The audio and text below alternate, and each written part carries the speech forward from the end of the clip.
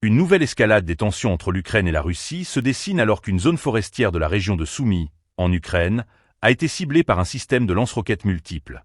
Selon des informations relayées par RIA Novosti, cette attaque aurait été orchestrée depuis une camionnette artisanale par des forces ukrainiennes qui auraient bombardé la région de Koursk.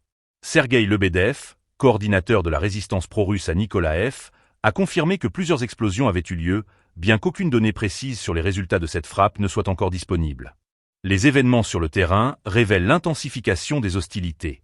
Lebedev a décrit une forêt dans le nord-est de la commune d'Esman, d'où des groupes ukrainiens auraient lancé des attaques. Il a précisé que ces opérations sont réalisées à partir d'équipements improvisés, illustrant la détermination des forces ukrainiennes à frapper leurs cibles. Cette situation met en lumière non seulement l'ingéniosité militaire, mais également les dangers permanents auxquels sont confrontées les populations civiles dans cette région. Parallèlement, le groupe de troupes russes Nord est actif dans cette zone, un fait souligné par le ministère de la Défense russe. Selon leur rapport, les forces ennemies ont subi des pertes significatives au cours de la semaine précédente, avec jusqu'à 2230 militaires et 7 chars perdus.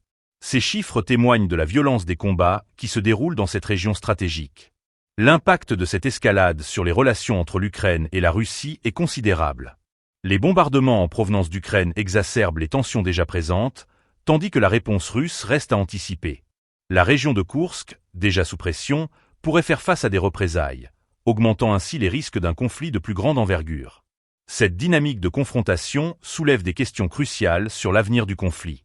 Les observateurs internationaux surveillent ces événements avec une attention particulière, car chaque action peut avoir des conséquences profondes. Alors que les efforts diplomatiques pour parvenir à un cessez-le-feu durable continuent d'être entravés, la situation sur le terrain semble se détériorer, rendant la paix encore plus difficile à atteindre. Les habitants de ces régions, pris entre les feux des deux camps, vivent dans une angoisse constante. La guerre en Ukraine, qui dure depuis plusieurs années, semble s'intensifier, et les conséquences pour les civils pourraient être dramatiques. Dans ce climat de violence et d'incertitude, le besoin d'une résolution pacifique apparaît plus pressant que jamais.